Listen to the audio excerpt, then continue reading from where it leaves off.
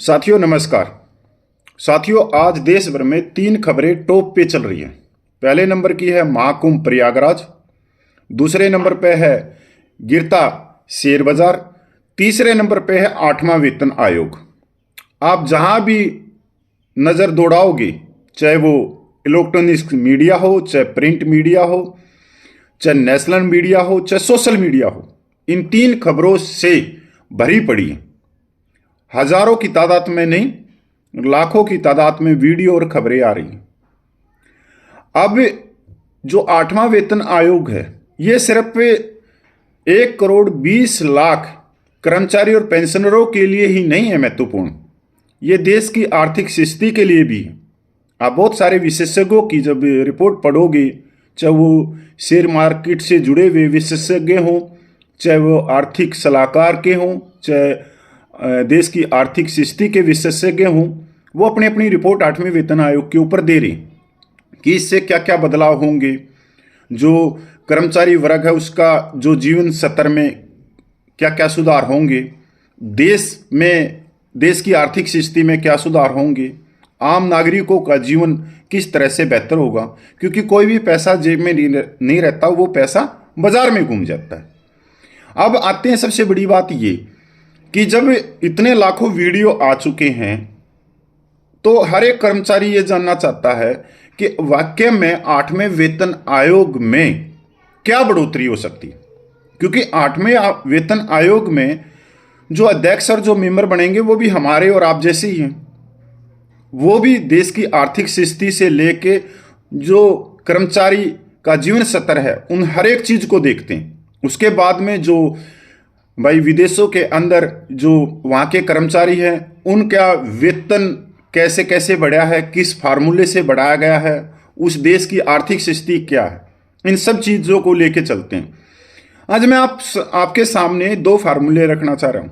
एक तो ILC ने अपनी रिपोर्ट जारी कर दी है, उसने हर एक चीज़ को लिया है कि एक कर्मचारी को कितने कैलोरी का भोजन चाहिए, उसकी वाइफ को कितना चाहिए, उनके बच्चों को कितना चाहिए, कितना कपड़ा चाहिए और कितने गज का मकान चाहिए। इसके बाद में जो ईंधन है, पेट्रोल, डीजल, बिजली, हर एक चीज को उन्होंने एक विवरण जारी किया।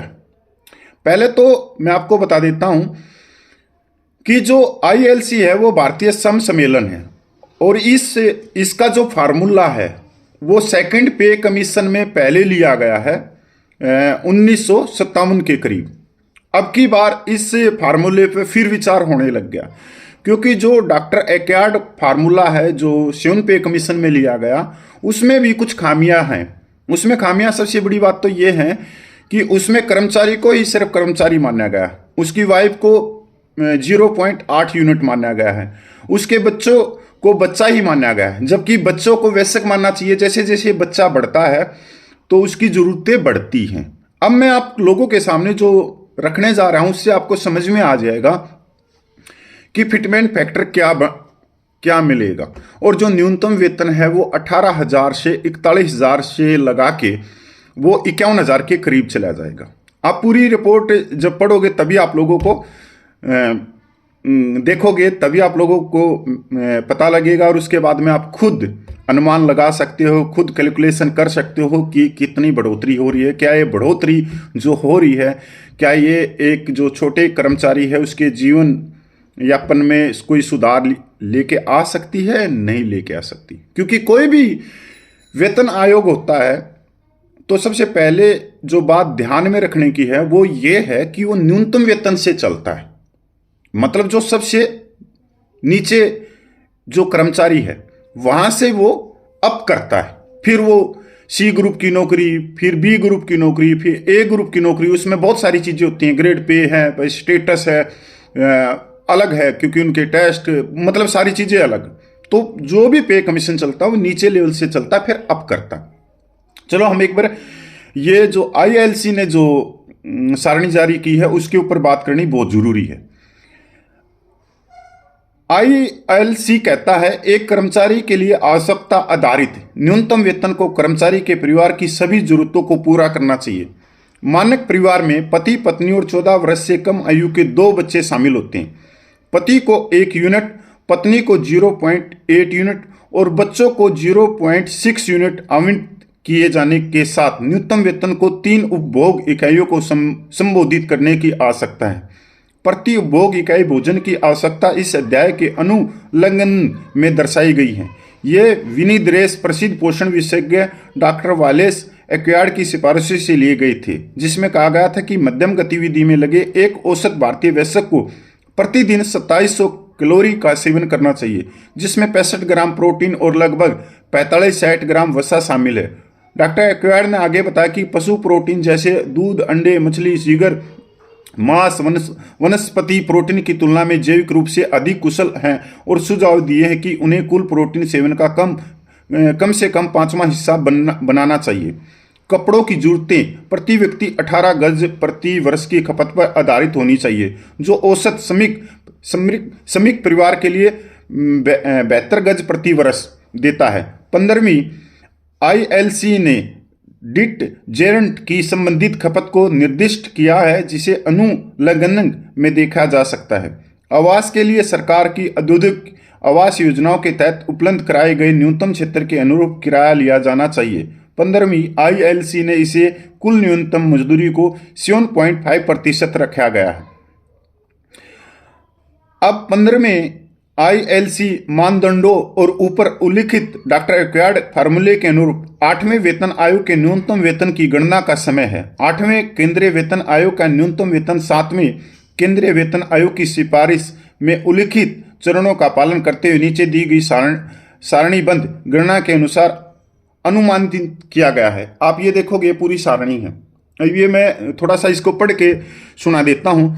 अगर एक परिवार में 4 सदस्य हैं तो जो राइस या भाई गेहूं एक आदमी को 475 ग्राम चाहिए और पर मंथ 42 केजी 75 ग्राम के करीब लगता है एक परिवार में एक महीने में।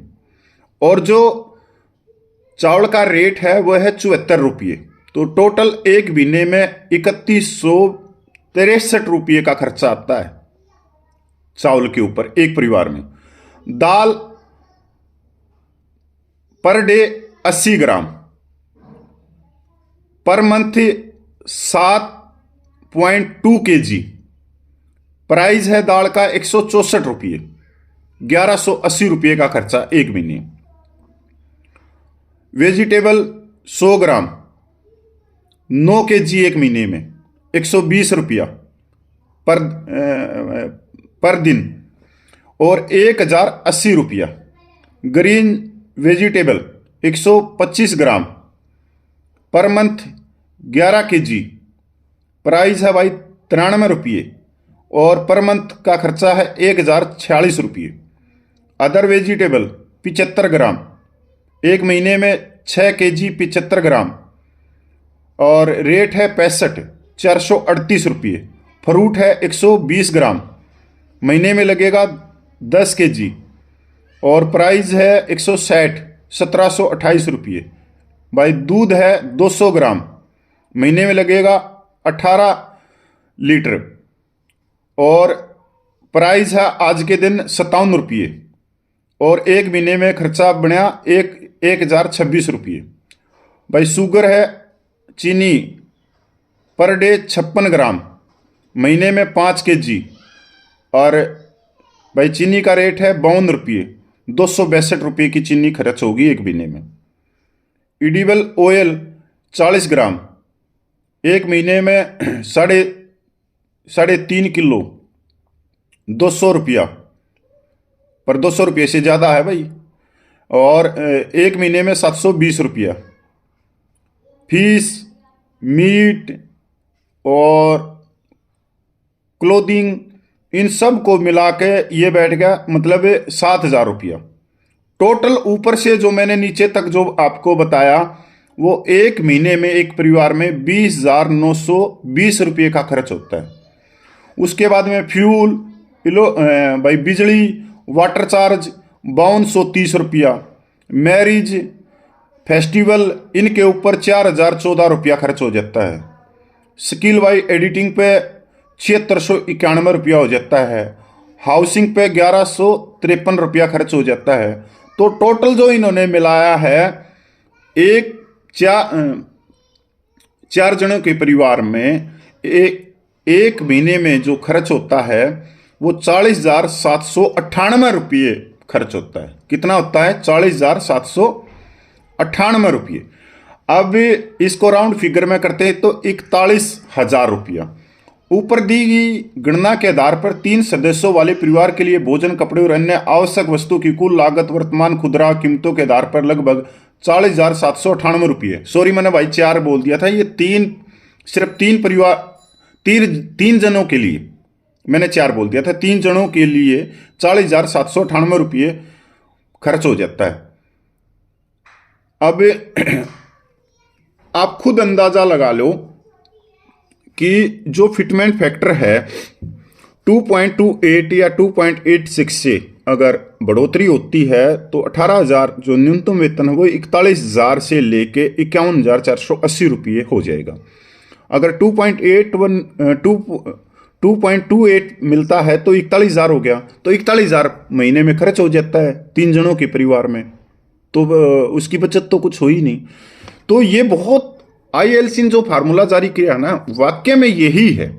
और इसने बहुत सारे, जैसे वेजिटेबल के रेट हैं, ऑयल के हैं। अब 3 kg सरसों का तेल तो नहीं आ सकता भाई 200 रुपये में, ये आपको भी मालूम है। खुद ही 200 रुपया kg है सरसों का तेल, तो 180-200 से ऊपर ही जा रहा है। तो इन्होंने तो बहुत कम खर्चा दिखाया है जो मार्केट प्राइस से भी। फिर भी ये रिपोर्ट को मैं मानता हूं कि बहुत ही गहराई से इस रिपोर्ट को आईएलसी ने जारी किया है और मैं इसका सराहनीय कदम कहता हूं। अगर 8वें वेतन आयोग इस रिपोर्ट को और बाजार की कीमतों को भी एक बार देखेगा तो फिर पे कमीशन जाना चाहिए 3.68 के करीब। 2.86 से भी ज़्यादा बढ़ोतरी नहीं हो रही। अगर कोई ये सोचता है कि कर्मचारी का जो जीवन स्तर वो सुधर जाएगा, तो भाई मेरे को तो लगता नहीं। अब जिसकी न्यूनतम वेतन ही 18,000 है, उसका जीवन यापन कैसे चल रहा है, कभी अंदाजा लगाया आप लोगों ने? अगर जिसकी 18,000 न्यूनतम वेतन है, अगर उसी का वेतन नहीं बढ़ा तो फिर सी ग्रुप, बी ग्रुप, ए ग्रुप का कैसे बढ़ेगा? 18,000 में तो काम चल ही नहीं सकता। डीए मिला के 29-30,000 लगा लो तो कैसे काम चल जाएगा? और जो ये भी एक सच्चाई की बात है कि सरकार इसको खींच के 2.28 या 2.86 के बीच में ही रखेगी। ऐसा क्यों रखेगी? इसके पीछे भी एक कह सकते हो कोई ना कोई रणनीति होगी, क्योंकि जिस तरह से जो गोदी मीडिया है जो कोट टाई पहन के और 2.28 को दिखा रही है या 2.86 को दिखा रही है, तो उनके मुंह पे एक तमाचा है आईएलसी रिपोर्ट का। अगर इतनी गहराई की जानकारी इनको होती तो ये कभी भी 2.28 या 2.86 नहीं कहती। ये कहते मेरी तरह कि 2.86 से भी जो कर्मचारी है उसको कोई फायदा नहीं मिल रहा, उसके जीवन स्तर में कोई सुधार नहीं हो रहा। तो सरकार तक अगर ये सारी जो मीडिया वाले हैं और अगर ये सरकार तक बताने की कोशिश करें कि 2.86 से भी कर्मचारी के जीवन स्तर में कोई सुधार नहीं हो रहा, ना ही उसकी कोई पे पेंशन में ज़्यादा बढ़ोतरी हो रही, क्योंकि आज के समय को देखते हुए उसका सारा पैसा घर खर्चे में चला जाता है। जब आईएलसी की जो रिपोर्ट है वो 41,000 से ज़्यादा का खर्चा दिखा रही है सिर्फ 3 जनों के परिवार में, तो आप अंदाज़ा लगाओ कि वाकई में है 41,000 से नीचे एक परिवार नहीं चल रहा। अगर गांव में है चलो छोटा मोटा भाई थोड़ा नीचे भी आ सकता है, वो चटनी रोटी भी खा लेते हैं, खेतों से सब्जी भी ले आते हैं, तब भी मैं मानता हूं कि वहां भी इतना ही खर्चा हो रहा है, ऐसा नहीं है नहीं। तो यही है बात कि अच्छी चीज़ें देखो और सरकार तक अपनी जो जायज़ हक हैं उसको पहुंचाने की कोशिश करो। मेरे पास में भी केंद्रीय कर्मचारियों के बहुत सारे संगठनों के महासचिव हैं या उनके जो मेन लीडर, उनके फ़ोन आए कि उन्होंने अब ज़्यादातर मेरे वीडियो वही देख रहे, क्योंकि मैं उनके पास में कोई ना कोई बात पहुंचा रहा हूँ। कि जिससे उनको ये पता लगे कि आईएलसी की रिपोर्ट क्या है और पे फैक्टर क्या होना है क्या नहीं होना, जिससे वो स्ट्रॉन्ग रूप से अपनी मांगे सरकार के सामने रख सके। और जो मेरा उन्होंने बड़ा धन्यवाद भी करा कि आपने हमेशा कुछ ना कुछ खींच के लेके आए हो, आप जो अलग एक सोशल मीडिया दिखा रही है उससे आप अलग चीज़ दिखा रहे हो। वाकई में हमारे को भी उससे बहुत सारी चीज़ें मिल भी रही हैं कि आप कहीं ना कहीं हमारे को भी जागरूक करने की कोशिश कर रहे हो या एक आईना दिखाने की कोशिश कर रहे हो कि इससे कोई फ़ायदा नहीं होगा, इससे आगे आप लोगों को बढ़ना पड़ेगा। तो उन्होंने मेरा धन्यवाद किया, मैं उनका भी धन्यवाद करता हूं। अगर मेरे बुजुर्ग हैं जो केंद्रीय कर्मचारी संगठनों के जो भाई लीडर हैं कि उन्होंने मेरा वीडियो देखते हैं और मेरे को शाबाशी दी, तो मैं उनका धन्यवाद करता हूं। क्योंकि शाबाशी इसलिए है कि कम से कम अगर हमारे जो नेता हैं केंद्रीय कर्मचारियों के, अगर वो अपनी आवाज़ उठा रहे हैं तो उसमें हम सब का भला हो रहा है। ये नहीं है कि ये जो यूट्यूबर हैं या जो सोशल मीडिया वाले हैं, जो भाई नेशनल मीडिया है, इनके फिटमेंट फैक्टर से हमारी जीवन स्तर सुधर जाएगा या 2.28 से सुधर जाएगा, 2.86 से सुधर जाएगा। नहीं नहीं नहीं, ये गुमराह करने वाले हैं और गुमराह कर रहे हैं।